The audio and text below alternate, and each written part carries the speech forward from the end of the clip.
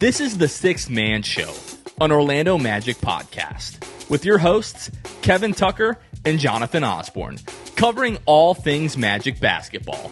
By fans, for fans. Go Magic!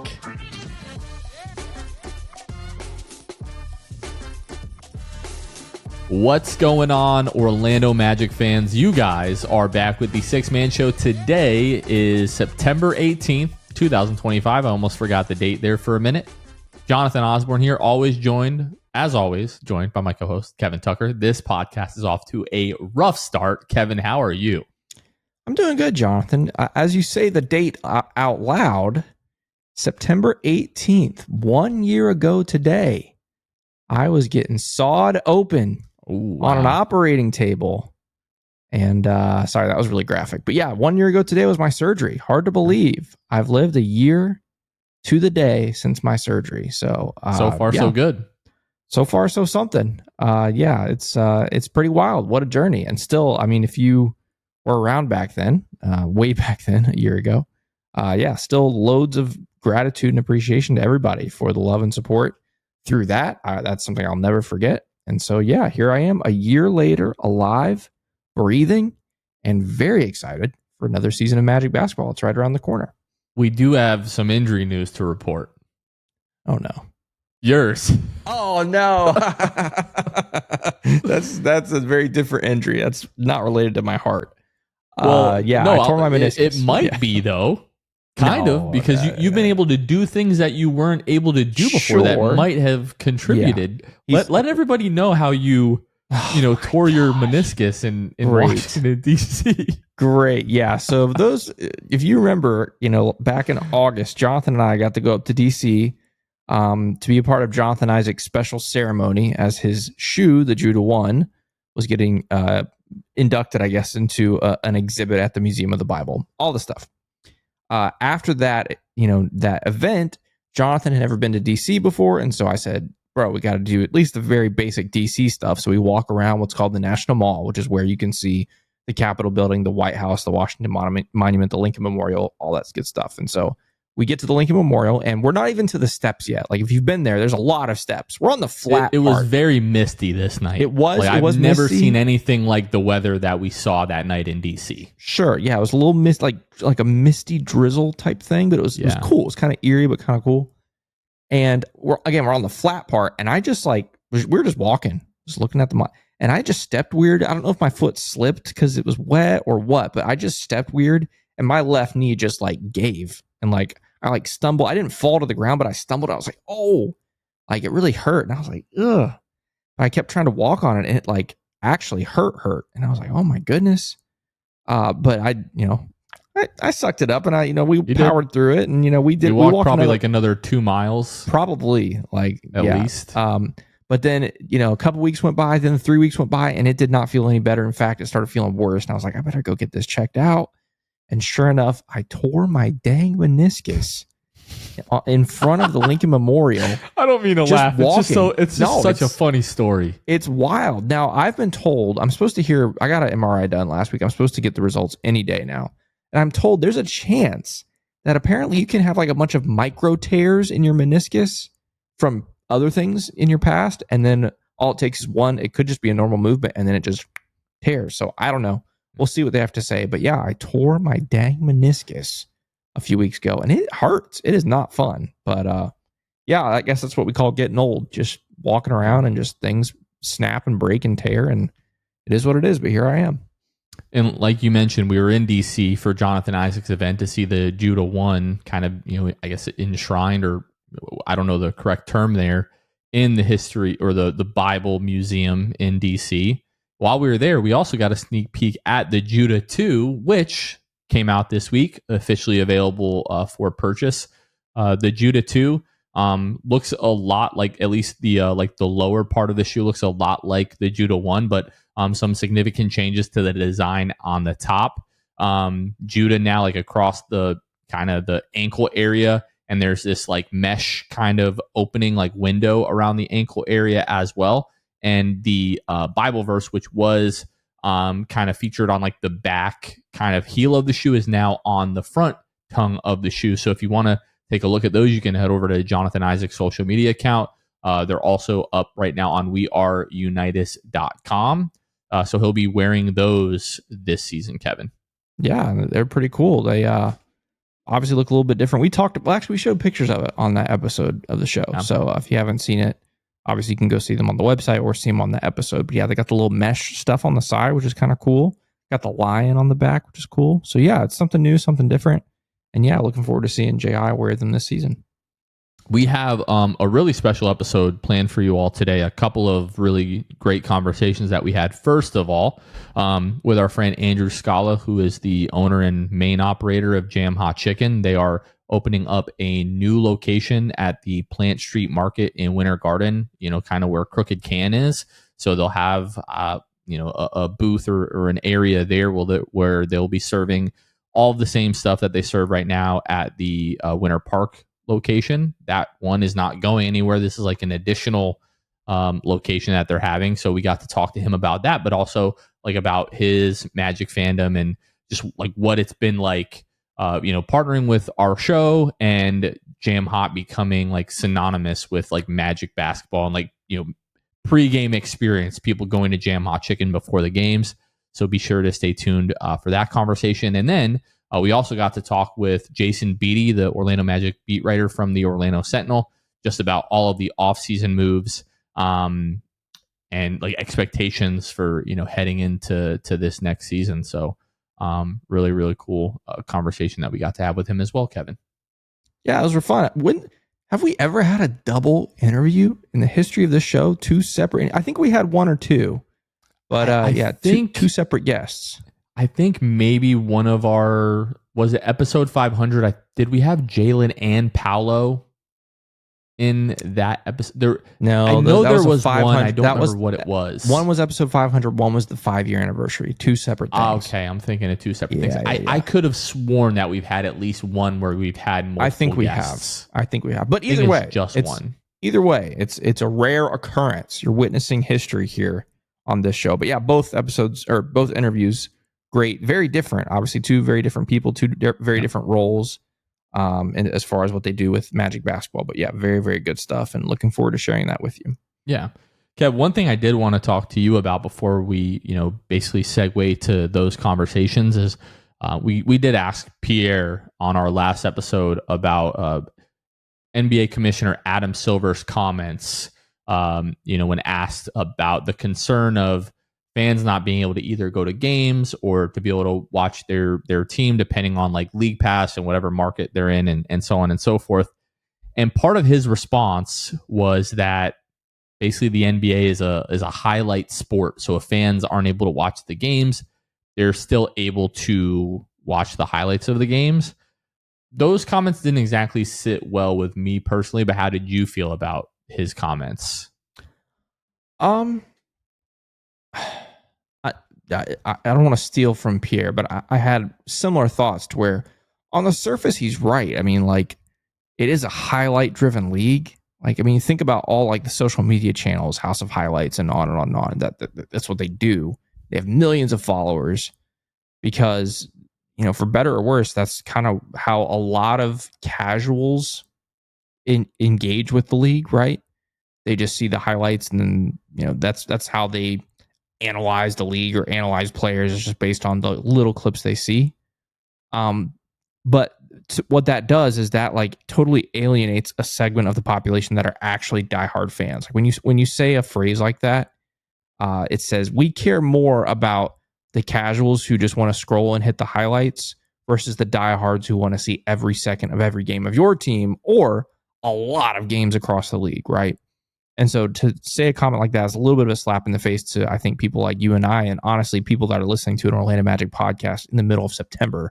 So most of you Magic maniacs out there would fall in this category to where like the league and its product, I think should like the goal is to be accessible so that they can raise up a new generation of fans so that eventually those fans grow up to have their own money and pay the NBA for tickets and merchandise and broadcasting and all that kind of stuff. And so, yeah, I didn't love it. Again, on the surface, I understand part of it, but if you dig a little deeper, it's just not a great look for, I think, the diehard fans.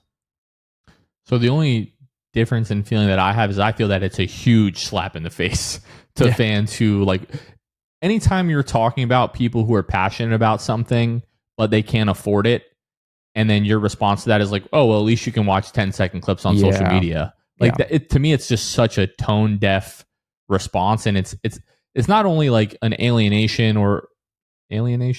Is that what it is? Yeah. Not only is it, you know me with words and numbers and stuff like that. Not only is it that, and not only does it show that you care more about the folks that watch highlights, but it also insinuates that you don't care at all about the people who are just passionate about the sport. And to me, it's just another piece of evidence that we have to the fact that this is just like a guy that doesn't know how to read the room, who's really out of touch with what fans want.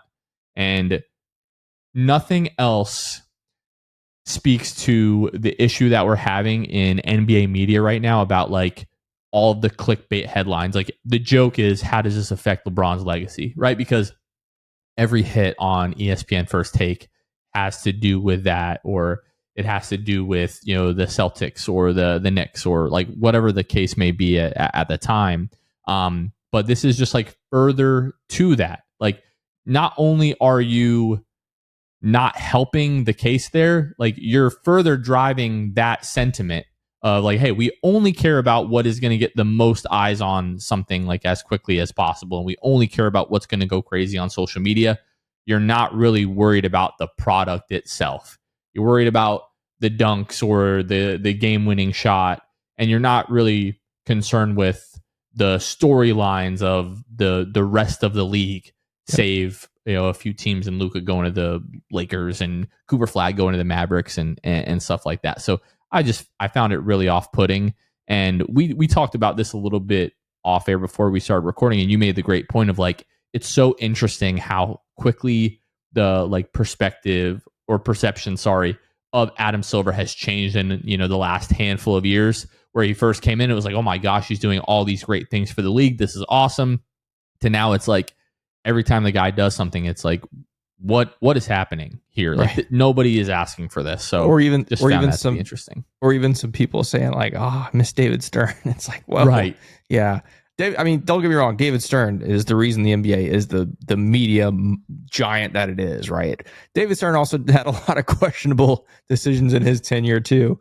Some pretty big black eyes during his time. But either way, yeah, it's very interesting to see how the public perception changes, and and comments like that certainly don't help. You know, especially in the face of some teams these days that are actually trying to do the opposite. Like, there are more teams now that are offering games free or darn close to free as their local broadcast option, I guess, than we've had in a long time. And so, to hear him turn around and say that instead doesn't make me feel good about my hopes, which is that teams go back to being able to offer their broadcasts locally for free or really close to it. Him saying that feels like it's a step in the wrong direction. Yeah. Okay. Enough about that. Let's go ahead and get to our conversations. First, our conversation with our friend Andrew Scala from Jam Hot Chicken.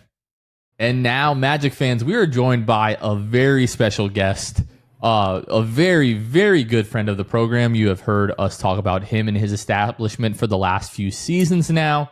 We are joined by none other than owner and main operator of Jam Hot Chicken, our good friend, our brother Andrew Scala. Andrew, welcome to the show. How are you doing, my friend? Doing so good. I feel so honored. This is my first time on here, right? Yes. Wow. So what a pleasure, boys. Jonathan, Kevin. So good to be on with you boys.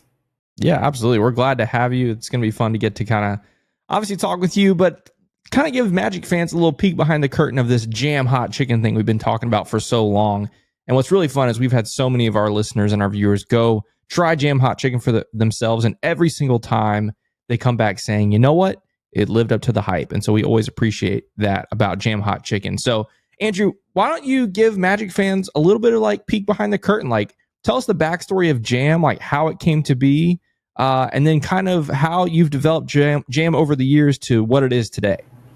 Yeah, Jam really started as a pandemic baby.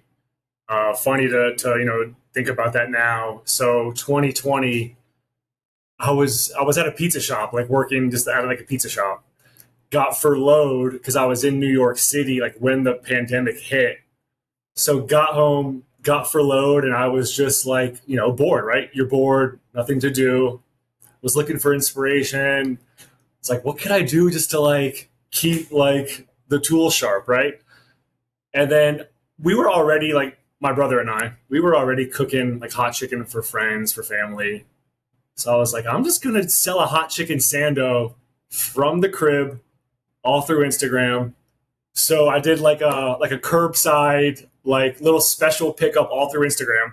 And I didn't know like how it would get like tracked or if it would hit or if anyone would see it or whatever, right? And then we put it out, and I swear like a few hours later, there were like over 60 requests for Sandos. So I was like, oh, I got to commit to this. Like, this is real. So that happened, and it was so much fun. We had so much fun. So we did like a couple of those, I would say, like one a week for about a month.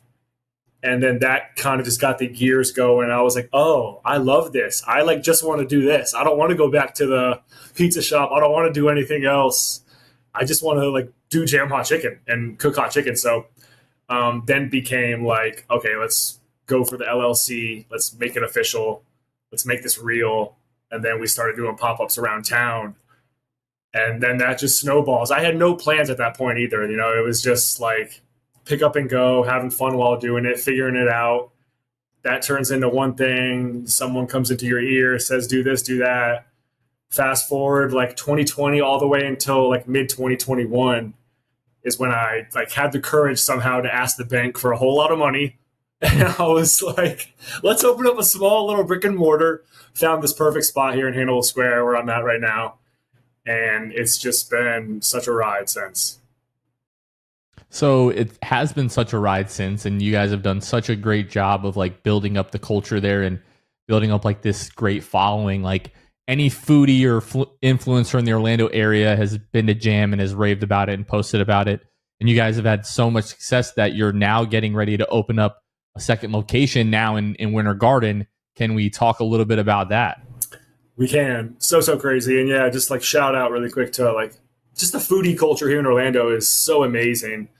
And it's really changed over the years, even from like when I started in 2020 to where it is now. It's just so remarkable. And we would not be like where we're at without like that culture and the people and the food influencers and just everyone in between. So shout out to every one of you for making Jam Hot like what it is right now and helping us grow and just be who we are. But yes, exciting news.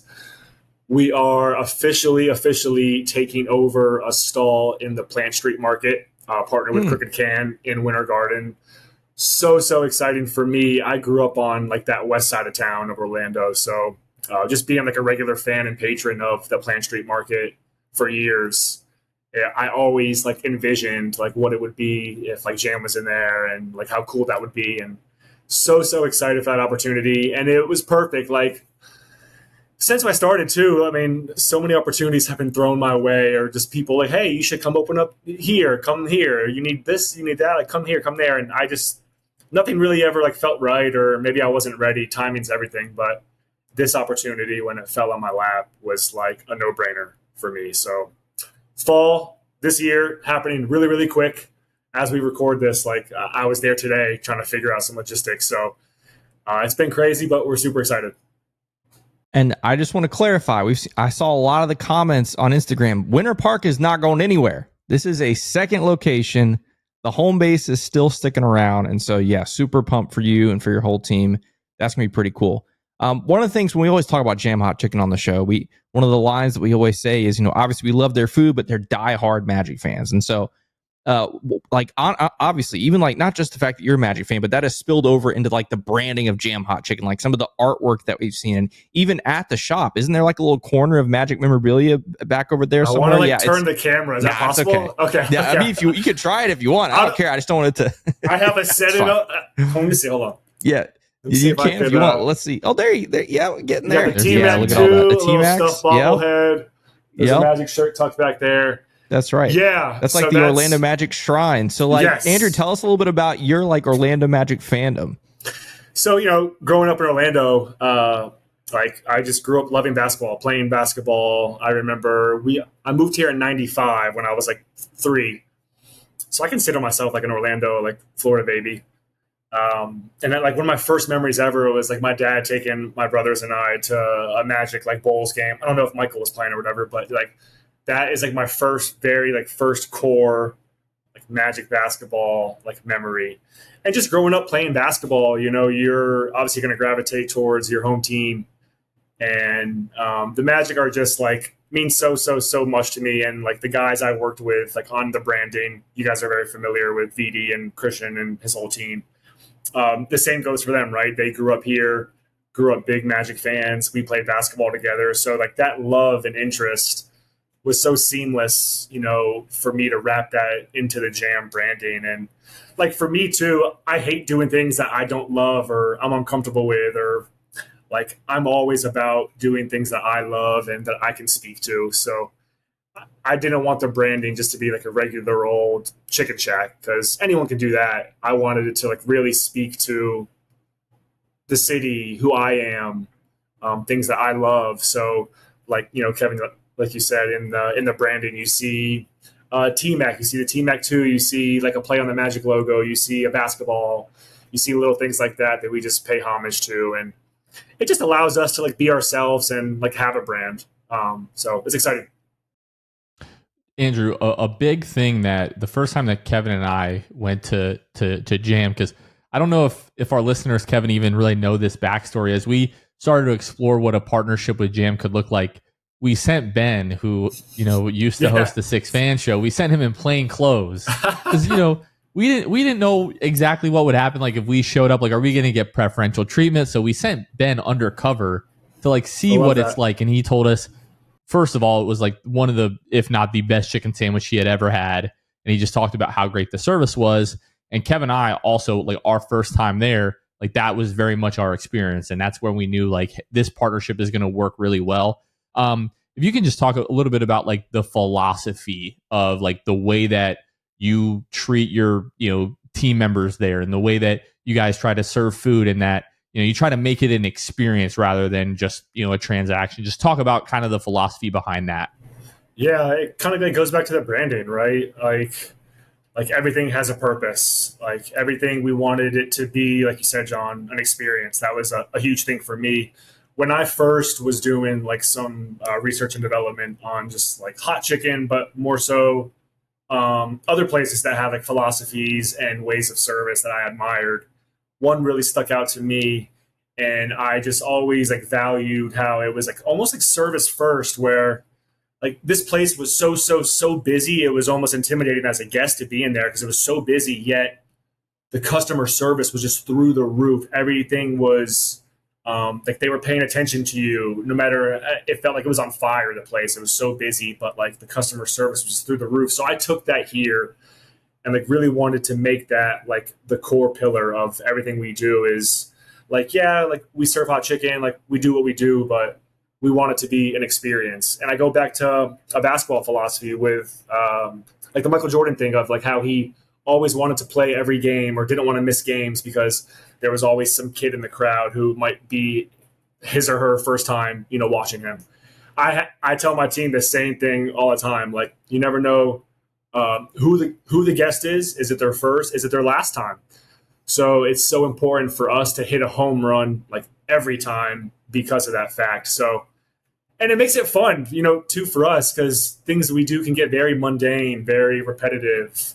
And like you guys know the space, it's tiny, right? So I think when you establish like that care and love to like what you're doing, it translates to like not only your team, but, you know, the guests and the experience overall, because our space is a walk-up space. So we only really have, you know, one opportunity with our guests at the window. So try to really make that like a home run every time. Yeah, Andrew, as a Magic fan yourself, as we are obviously Magic fans, one of the coolest things about this has been kind of we've tried at least to make Jam Hot Chicken like one of the go-to places for Magic fans. And what's been kind of cool for us is like, as we point people to Jam and we say, hey, number one, it's good food. Number two, they're big Magic fans. Then they go and they're like, oh, it is. And they invite their friends, and on and on and on it goes. How cool has it been for you to kind of see the line of people in Magic blue and white coming up to Jam Hot Chicken these past couple years. I love it. It makes it feel like home for me, right? Like game day, I see people in like jerseys or like 6-man merch.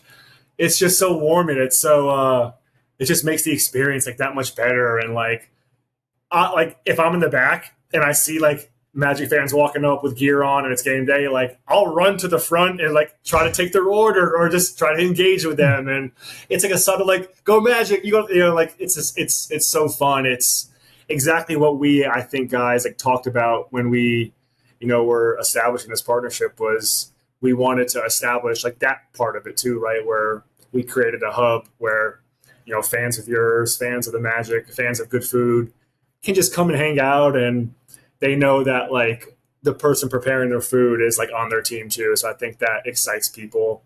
And it's been so amazing. Like, I tell John all the time, when guests come up or they say, hey, the 6-man sent us. We had a couple guests. I think they flew from Japan or something last season just to come to the game, listeners of your guys. And this was like one of like the 2 food spots that they chose to like eat at. So like, that's so cool to me, like to know that someone across the world was thinking and like making plans to come here. And like, it was based on Magic, based on you guys and just like things that I love. So like, what's better than that? All right, Andrew, last question before we let you go here. Magic fan is coming to Jam Hot Chicken for the very first time. One, I know that you would, warn them about the heat levels. But what would you suggest they order, and why would it be the box with cheddar Bob mac and cheese? The box has been so popular, I swear. That was and the box was fun because the box was like an item that wasn't on the menu. It was just kind of one of those things. I think that we ran it as a special, or like we just did it and messed around with it, put it out there. And it just became one of those things where people were ordering it, requesting it. That's like why on parentheses, it's like the box, if you know. But then it became just like a staple where we just had to put it on the menu full time. So I love the box. But if it's a first-time guest, and this is like a cliche thing, it's like it has to be the Sando. Yeah. That's just like what we've kind of been known for now and kind of what's becoming like our item. So first-time guest, I go mild Sando, everything on it, side of hot fries, and then you got to get like a side of slaw, a side of pickles, and if you're really feeling it, a side of cheddar Bob mac and cheese, and maybe like a milkshake too. That would be like a perfect first-time order. I think we've mentioned this, but we haven't really talked about it in a while. Like, legitimately, if you're a pickle person, the best pickles on the face of the earth. So good. One day I am going to get like the recipe from Andrew so that I can make them at home because they are that good. But I got you. We appreciate the time, man. Super excited for everything that you guys are doing. Really appreciative of your partnership. Like we talk about all the time, like this could not have worked out any better. And we've all become like really great friends as a part of this as well. And that's been like a massive bonus on top of that. And excited, obviously, for the second location. Very much looking forward to that. Anything else you want our listeners to know before we go ahead and let you go here? Man, I echo all the same sentiments and like right back at you guys. Like just from, this is our 3rd year, working together. And like you guys have grown so much, just like not even like on like the podcast scale or just, like business wise, but just like as people. And I'm so excited for you two and the opportunities that like I foresee for you guys. Super stoked to be partnered again on this season. Really looking forward to it. Let's go Magic. Let's go Jam Hot. 6-man forever. Love you boys. Let's go. Let's go. Love you, brother. Thank you, Andrew. Y'all. Thanks for having me, guys. Big thanks to our friend Andrew for stopping by. And Kev, I am really looking forward to the new location. And the box. Can't stop thinking about it. Every time we bring it up. I know the Sando is like everyone's go-to, but I promise you, if you want a culinary experience, the likes of which you've never had before, you have to try the box. And regardless of what Kevin says, you have to add the mac and cheese. Yeah, you can add the mac and cheese if you like mac and cheese. I don't like macaroni and cheese. I just don't. And it's not just Jam Hot's macaroni and cheese. I just don't like any mac and cheese. I think it's gross. I don't like the sliminess. I don't like macaroni noodles. I think they're disgusting. So I'm weird. I know. But yeah, all in all, obviously Jam Hot Chicken is the place to go. And I hope our conversation with Andrew kind of helped everyone kind of see like, oh, first off, he's just a normal dude, right? Like sometimes, different podcasts and stuff, they'll have, partnerships, and you're just like, okay, they're just doing it because, there's money exchange and all that kind of stuff. Whatever. We do this because we genuinely love Jam Hot Chicken, and we love Andrew. And we've become friends now through this. And obviously he's a diehard Magic fan, and that resonates with us. And so, I hope you can see a little bit of the guy behind the curtain, if you will, at Jam Hot Chicken. And it maybe it kind of pushes you a little more to support them even more. So thanks to Andrew for coming on the show.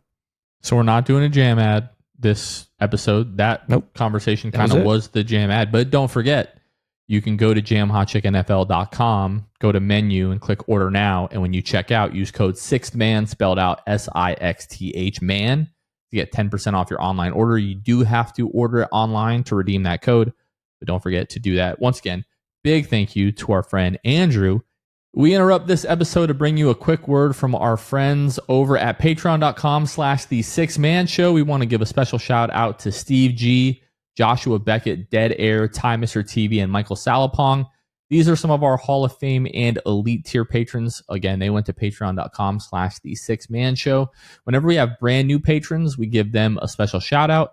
And just like we did a moment ago, we give some of our Hall of Fame and elite tier patrons a special shout out on each episode. If you like the content that we create here, or you want to join and help us in our mission in growing this Orlando Magic fan base, you can head over to our Patreon and find whatever tier works best for you. We have different tiers with different benefits, like access to our Discord community. We also have our monthly Zoom call for our Hall of Fame and elite tier patrons. And this next one this month, coming up on the 27th, we're doing one kind of like in the middle of the day. We've never done that before, just so that some of our patrons and Magic fans from across the globe are able to join that. So we're looking forward to that. Again, we can't do anything that we do here without the support of our patrons. So we appreciate you all so much. Again, if you want to join, head over to patreon.com/the6man show. And now let's go ahead and get back to the episode. And now, Kev, let's flip right around and we're going to get into our conversation with our friend Jason Beede from the Orlando Sentinel.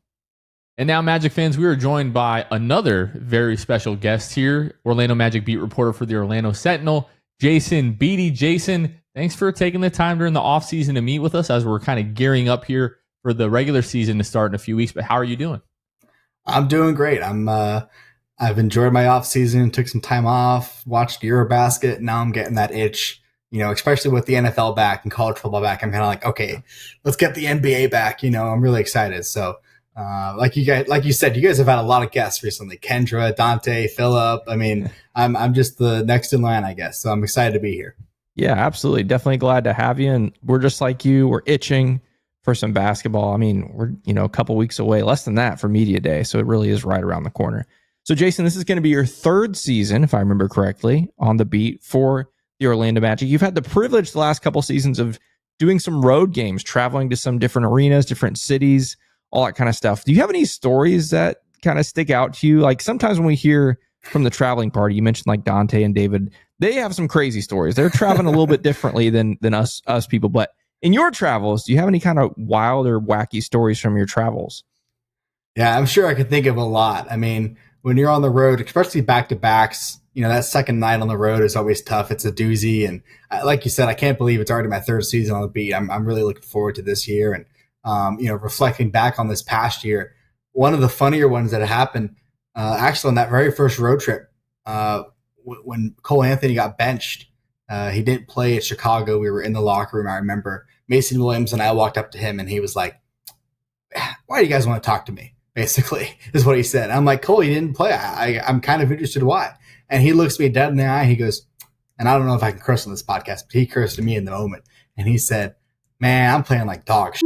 And of course, you guys know Cole is Cole, and he's always going to hold himself to higher standards and be honest about it. And, he didn't say I'm playing like crap. He had to say the full-fledged, frontal version of that. So that was just great. And then, another thing that comes to mind, you mentioned my third year on going on the beat.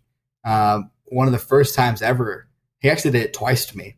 And one of the first times ever, though, that a player had declined an interview in my 2 years covering the team for the Sentinel was at Boston. I remember they didn't play like dog shit, but they played pretty poorly.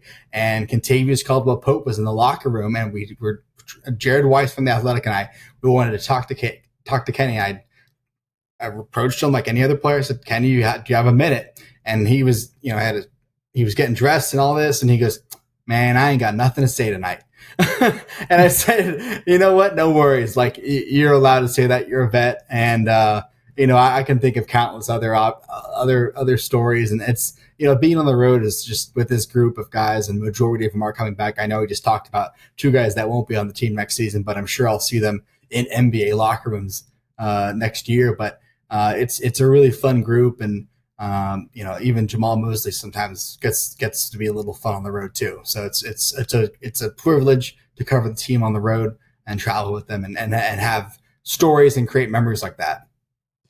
Cole and KCP definitely will miss their honesty and candidness for sure. Jason, we've talked about, you've been covering the team very closely for the last 2 years. Like, stepping into this position, like, what have you learned about Magic fans specifically in your, going into your 3rd year now? Yeah, I think every fan base is passionate, but I think Magic fans specifically, like, a lot of them care a lot. And I know that sounds like just every other fan base, but I think especially when it comes to, I kind of dealt with this at UCF when I was covering the Knights in school. It's almost like they feel like they're the little guy. And I know the Magic have had success. I'm not downgrading who they are and what they've done, obviously. But, year over year, they've had more national TV games. Year over year, I know last year was a little bit of a down year, but that you could see that upward growth. And with that, you could see the pride of Magic fans, and you can see them online on social media, especially. And the other thing that stood out to me is they're supportive of my work, and I appreciate that so much. And it's been great to know, all walks of life Magic fans. And I think the thing that's really intriguing to me is they're loyal, and they're whenever I try and talk to fans, I did a story on a fan from Australia that came to a game all the way to Orlando, and I said, "How did you become a Magic fan?" He said, "Shaq." So the fact that you can hear that from so many fans, I know there's younger fans online and whatnot, but the fact that they've been around through thick and thin since the 90s, since the team was founded, in the late 80s, obviously, they're excited for this next generation of basketball. So I think those are the 2 things that stick out to me the most. That, number one, they're passionate, because when Kia Center is rocking, that place can get really loud. It's really a fun atmosphere when they are in the playoffs or postseason contention and whatnot, and those big games come in. So, and they're loyal. I think they've stuck around for a long time, and they've seen a lot of stuff. And I think they're good, getting rewarded hopefully this year and beyond.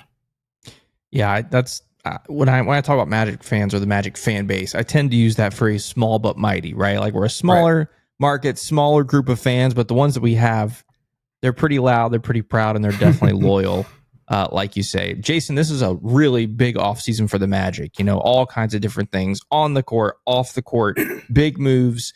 Generally speaking, what are some of your takeaways from this offseason? How would you kind of evaluate the different moves that the team made this summer? I think the biggest thing, and you just said it, it's not just on the court, right? It's off the court, from Alex Martin stepping down to the rebrand to on the court with the draft and the trades and the signings, and like I can't think of a single aspect of this organization heading into next year that didn't change. It's I think when you put it all under one umbrella, you can say they're going for it. Now, I'm not going to say they're going to win a championship next season, but the wheels have been in motion for some time, right? You talk about the rebuild and putting the pieces into player development, but like, everything, every aspect, adding to Jamal Mosley's staff, getting a veteran guy like Tyus Jones that you'd been tied to for so long, like, they're doing it. They're doing the rebrand. I know that had been years in development, so it kind of coincided with this full summer, but they did it, right? That was the thing that stood out to me, especially when it came with the trades and improving the roster. When are they going to do something? And obviously they did add a KCP and players like that in the past, but something significant that actually genuinely you can see, okay, this is different. And you can no longer say the Magic are sitting on their hands, whether that's Kia Center upgrades, rebrand, organizational changes, roster improvement, development, coaching staff. Like, I don't know what's going to happen next. On paper, things look on the up and up, and we've seen that development over years. And I'm sure you guys have said this before about other teams as well, but certainly you can no longer say, maybe you could find some things here and there, but generally speaking, you can no longer say that Magic are sitting on their hands. And I think from me, as someone who covered the team for the last 2 seasons, who had to talk to Jeff Weltman at the deadline, no moves made, to now. This summer compared to my previous summers when I first joined the beat, and then last summer compared to now, I worked way more than I did in the past. And I'm not saying that's a bad thing. It was an exciting summer. I'm just thinking back to the time off I had, and it was just like nonstop. And it was exciting. So I think, you can no longer say that they're, the same old Magic. I think it's a different, and that's why they say new generation, but that really applies to everything, which I think, again, I don't know what comes next, but certainly whatever happens next, if it's not a positive outcome, you can't say they didn't try. Kevin and I can definitely relate to that, because although technically speaking, this offseason was just as long as the previous offseason, it hasn't felt as long just because there have been so many moving parts. And Jason, you alluded to it a moment ago, like the feeling at the deadline that the team essentially sat on their hands, and there was a lot of fan frustration, myself and Kevin included in that.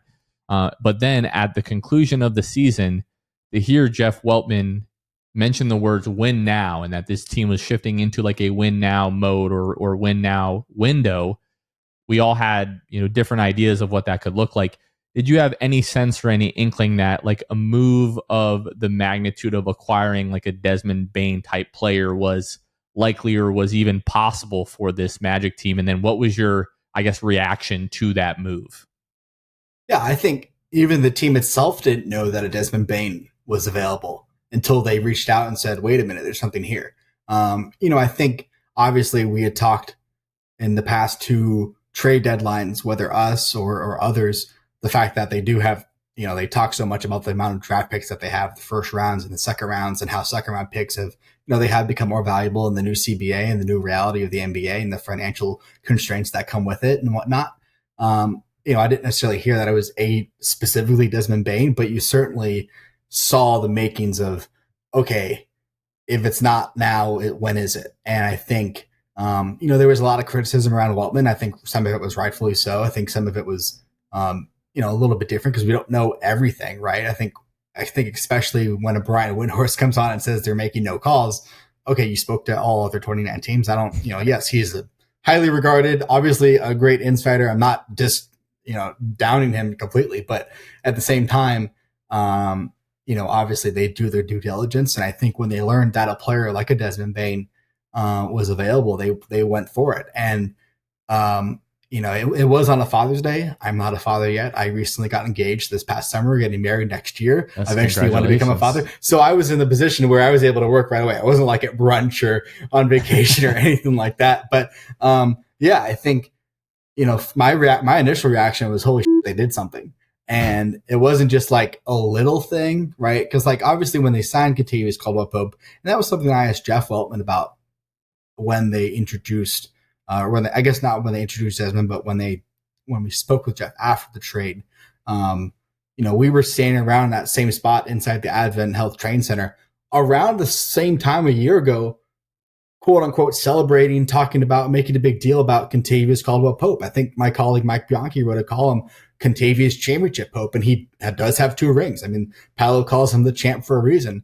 And this one felt different though. Like when that trade popped up, we all got the Shams alert and we saw it. It was like, oh, this is, not only is it a player in a Cole Anthony, like I think that trade, 3 things stood out to me. 1, they admitted that they made a mistake signing KCP and the amount of money they gave him, right? Because they had to give up some draft stock to get off that contract, right? And I know you guys have hashed the draft picks out and whatnot, and I'm sure you guys have talked about that. The initial sticker shock was KCP, Cole Anthony, and 4 unprotected. Well, they weren't really 4 unprotected. We knew one of that number 16 pick wasn't changing, so that was about as protected as it could be, right? And then you can talk about down the line and whatnot. But by trading Kenny, you admit to the mistake that number 1, it wasn't the best fit. It was a decent fit. You can see the idea, but it wasn't the best fit, and you overpaid him. Number 2, by trading a player like Cole Anthony, right, it would be the equivalent of trading a player like Jonathan Isaac. A culture guy, a guy who's been around, a guy who's been here pre-Paolo, pre-Franz, knows what it's been like. The fact that you're able to move on from a player like that shows, obviously we know how much the Magic care about the person just as much as the player. And I know there's some fans that say, well, that holds you down a little bit, but that's not entirely true. Good people can be good players too. But to move on from a player like Cole and then also dive into the draft stock, right? To essentially say, who knows what these picks are going to become, but they're not helping us right now. I think that was a big step. And I think it was a deal that I hadn't seen that side of Jeff Waltman yet. That was something that I didn't know he was capable of doing. Obviously, there's other people in the front office who advise him and they talk about things. And he's put together a fairly decent team and he's drafted the right players to a certain degree and he's gotten them to this point. But taking that next step was something I hadn't personally witnessed or seen, especially as being the person who interviewed him right after the past 2 trade deadlines and tweeting those stories out and whatnot, and me being the one getting all the grief on social media. But, the fact is I hadn't experienced that. So that to me, the fact that I think it was so fitting that it was the very first move of the offseason, like the Magic, number one, they knew what they wanted, they knew who they wanted, and they weren't waiting around for it. It got to a point when all the other moves were made and the ESPNs of the world were talking about the biggest moves of the offseason.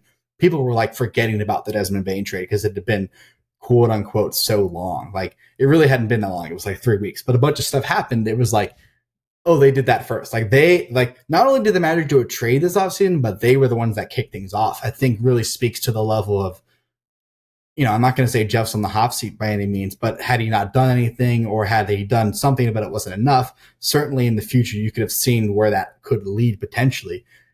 He went out and got his guy and not only did that, but they also signed Tyus Jones. So that was later down the line. But in that moment, it was like, okay, he said the right things, right? He said all the right things. Jamal said all the right things and the guy said the right things, but then they went out and actually did it and they backed up their words. That was the biggest thing because you can say all the right things in the press conference. That's not the hard part. The hard part is, it takes 2 to tango. You have to get the team to agree and you have to get the terms and you guys know this, but that was the immediate reaction that I had. Yeah, and part of the shock, I think, for all of us with the Desmond Bane train, you talk about how the Magic kind of kicked off the offseason. The last season wasn't even done. We were in the middle of the finals, right? Right. So that's what added to the shock, I think, for most of us. Like, wait, we're still in this season, but anyway. That was a really, really crazy day. Jason, the Magic are going global this year, right? They're kicking off preseason, or I should say, tipping off preseason in Puerto Rico, going to Germany and London later in January. Are you going to be making any of those trips? Have you thought about what those might look like for you? Are you going to be going global?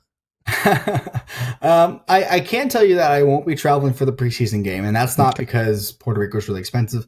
We at the Sentinel just don't. It's not that the games aren't important, but how many of the games matter. It's their exhibitions. Like we just don't see the value in spending money on games that ultimately don't add to the 82 or anything like that. Like that. Obviously, we'll be covering from home and whatnot. Regarding the European trip, I haven't gotten 100% approval, but I can tell you that it's looking good.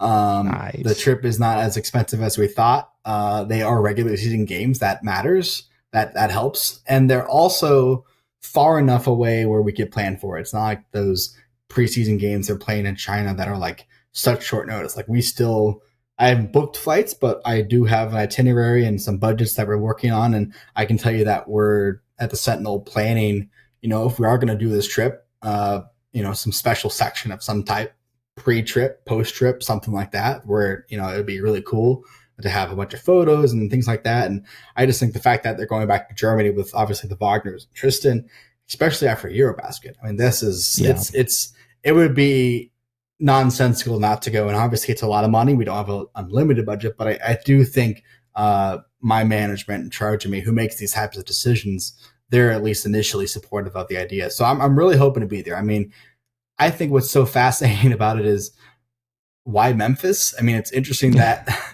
like had that trade not happened, would it have been those teams? The timing of that in the league office, we'll never know. It's interesting that, you're not going to, even though one game is a home game, the other one's an away game, like are the Magic going to do a video for, or I guess not a video for KCP, but are the Grizzlies going to do a video for Desmond Bane in London or I don't remember which game is which, but that would be a little weird. So that's a little bit of intrigue that their first game facing each other like that is thousands of miles away from the fan bases that I'm sure would boo or chant or whatever they would do. But I'm certainly hoping, I'm pushing for it as much as I can. Even if I have to concede one of those weird trips in February, I'm perfectly fine with that, because I just think the storytelling, the opportunities from it, from every angle, not just Franz and Mo and Tristan, but I think, Paolo Banchero becoming an international superstar and Noah Penda returning to Europe, and it goes on and on. But let alone, we haven't even gotten to the Bain KCP Memphis trade stuff that's intriguing as well. So I think if I had to guess, I'll end up there, but we'll see.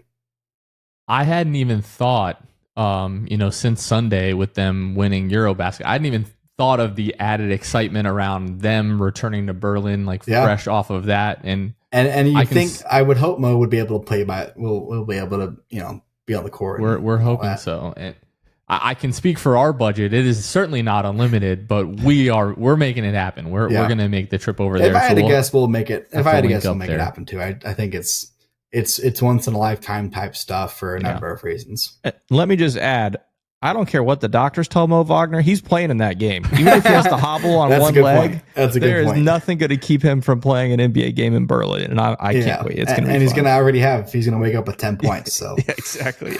Yeah. He might steal Wendell's jersey to sneak into the starting lineup if he has to for that game. But Jason, obviously all of this offseason talk, there's so much excitement from local media, national media, obviously from the fans. We can't help ourselves. Different levels of expectations depending on who you ask. But ultimately, what do you think looks like? What do you think a successful season looks like for the Magic? Yeah, I think it's really interesting. And I think you have to go back, not just this last season, but the year before. And when you talk about when they finished 5th and Cleveland was 4th, and we talk about the home court advantage, all this stuff, right? And had they just taken care of that last road trip before the end of the regular season, they could have had home court advantage, right? So think about where that team was. You think about that roster. And last season, of course, the fact that they even finished 41-41 and won a game against Boston, and it's the 2 and the 7. Okay. So now you go into this year and you talk about Paolo and Franz and their healthy offseason. You add a player like Desmond Bane, you add a player like Tyus Jones, and you look at how they did last year with such limited, options on some nights. And you talk about the 3-point shooting specifically, and I want to mention some numbers. I figured you guys would ask about expectations. So they were 28-10 when they shot at least 33% from 3. The league average was 36%. So they don't have to shoot league average. They don't have to be above average. They can literally be below average and still win 7% of their games. They were 31-11 when they shot at least 31% from 3 this past season. When you're adding a player like Desmond Bane, and you have a list of players like Wendell Carter, like Jonathan Isaac, who literally had career low numbers. So they're bound. I'm not just saying it's automatic that they improve, but law of averages, numbers, etc., is thousands of shots. You would think there's some improvement there. And when you add a player like Desmond Bane and you see what Paolo does and you see Franz Wagner's shot technique, I know I don't want to get into that too much, but that's a big thing, obviously, as you guys are aware. Unfortunately, it didn't really change the percentages, but it does look better. It does look better, right? And then you also add, I think, even the development of Goga Batadze taking threes, even though his percentages weren't high, but he was taking them. It's intriguing. And when you talk about an East, Jason Tatum's out. Tyrese Halliburton's out. Boston Celtics kind of blew things up a little bit. The Hawks got better. The Heat, you don't know really where they are. And there's other teams, of course. But it's open. I never want to say anything's easy, right? We know how hard this team specifically in the past couple of years have made things on themselves. But certainly there should be high expectations. Now, what does that look like? I think this team, if they aren't a top 4 team in the East, that would be disappointing. Now, we don't know what's going to happen. Injuries, as we saw last year, can severely change the season, right? So, but if they're perfectly healthy and relatively healthy and they're, playing as they should, if they're not a top 4 team, they don't have home court advantage, even they're a 4 or 3 seed, that would be surprising to me. just because you look at the schedule. And I do think the European trip, there are some concessions. The back-to-backs aren't as bad. There's not as many. I think this is a term Philip Russman likes to use, scheduled losses. There's not as many of those, and you guys have obviously talked about the schedule before. Everything just seems to be lining up where the Magic should be 5-4-3 seed in the East. Now, once they get to the playoffs, this is intriguing because I see some fans on social media, and obviously fans are passionate about them. Eastern Conference Finals are bust. And I just think it's important to remember that, let alone winning a series, this team hasn't won a playoff game on the road. And I'm not saying when they do that, when they win a playoff game on the road and when they win a first-round series, there should be some big celebration like they just won a championship or something. I do think when they do win a series, you'll see something like that, because I think Jamal Mosley said, when they won a game at home against Boston, you wouldn't have thought they had won that game. And he said, this is something we've done before. This is something we expect to do. So I think it's intriguing when you see the talent and you talk about the numbers and you talk about the rest of the East. And then you also talk about a team that hasn't even won a playoff game on the road, let alone a series the past 2 years. Of course, there's a number of things that led to that. They just have to get over that hill, right? They have to check things off. They have to go in the order. I just don't think there's anything easy in the NBA playoffs in the East when you talk about the teams. Because even if you do get a 3-6 versus Milwaukee and you're talking about a player like Giannis, that's I understand you can talk about the rosters and whatnot. So I think in that expectation, number one, they should be a top 5 team in the East, in my view, top 4, maybe even 3. And if they don't win a series, that would be extremely disappointing, I think, to everyone in that locker room. And I think that was something they made clear immediately that night in Boston when their season ended, and at exit interviews. So am I saying expectations should be Eastern Conference Finals? I'm not sure. I think it's just too early to see what this team's going to look like. Of course, on paper, it makes a lot of sense that they should have more success. But nothing is easy with this team, and nothing's easy in the playoffs, as we saw, time and time again with these teams that get hot at the right time. You talk about playing basketball at the right time, your best basketball at the right time. A lot of that comes down to it, but certainly this team should win a series. And then from there on, it's all about matchups and then what you do and how you go through the playoffs. But they should have home court advantage, I think, for sure. So you're saying there's a chance the Magic win it? I'm calling it. They're going to the finals. It's going to be great.